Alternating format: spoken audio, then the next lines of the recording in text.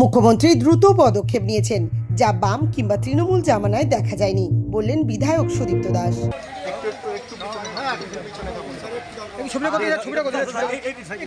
থাকবেন কিন্তু একটু পিছনে থাকুন আপনারা, একটু পিছনে স্যার থাকবেন, একটু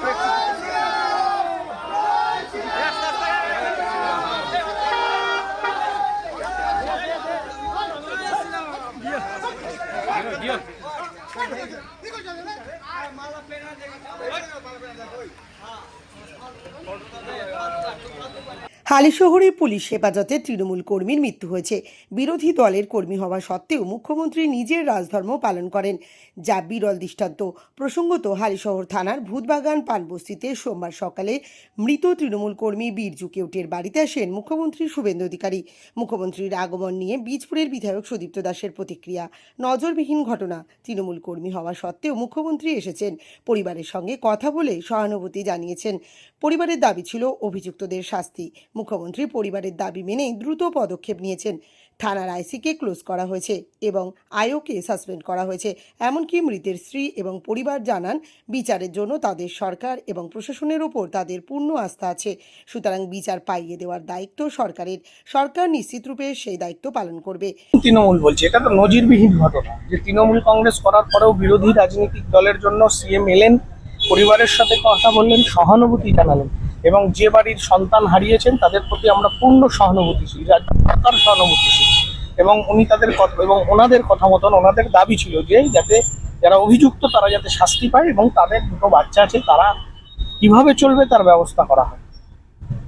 তো চাকরি তো উনি চাকরির ব্যবস্থা করেছেন, চাকরি করতে ওনারা অ্যাটেন্ডেন্স পান, সেই অ্যাটেন্ডেন্স হিসেবে থানায় থাকবেন 12 মাস পর তাদের গ্রুপ বি হয়, কারণ এখন তো বাকি চাকরি পরীক্ষা দিয়ে করতে হয়, ওরকমভাবে কেউ চাকরি দিতে পারে না, সেই দাবি ওনারা রাজি হয়েছেন তাতে।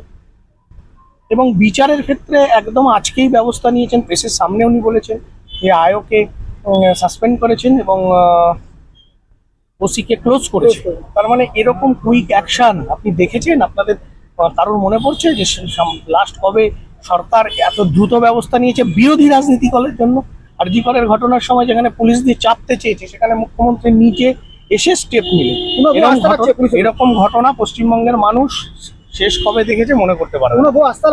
আস্থা রেখেছে ওনার বউ, ওনার পরিবার বারবার বলেছে যে বিচারের জন্য প্রশাসনের ওপর, সরকারের ওপর আস্থা আছে এবং সেই আস্থা ওনারা যে এই আস্থা রেখেছেন আমাদের প্রতি, তার জন্য আমরা ওনাদের উপর কৃতজ্ঞ এবং আমাদের দায়িত্ব বাকি ওনাদের দাবি, ওনাদের বিচার পাইয়ে দেওয়ার দায়িত্ব আমাদের, বিচার পাইয়ে দেওয়ার দায়িত্ব সরকারের। সরকার সে দায়িত্ব পালন করবেন, মুখ্যমন্ত্রী সে দায়িত্ব পালন করবেন। প্রসঙ্গত, বিপদের দিনে কর্মীদের পাশে না দাঁড়িয়ে বেপাত্তা বীজপুরের প্রাক্তন বিধায়ক সুবোধ অধিকারী এবং তার ভাই কাঁচরাপাড়ার প্রাক্তন পুরপ্রধান কমল অধিকারী। এ প্রসঙ্গে সুদীপ্ত বলেন, তৃণমূলের কর্মীরা এদের পাশে পাচ্ছেন না। তৃণমূল কর্মীরাও এদের উপর তিতিবিরক্ত।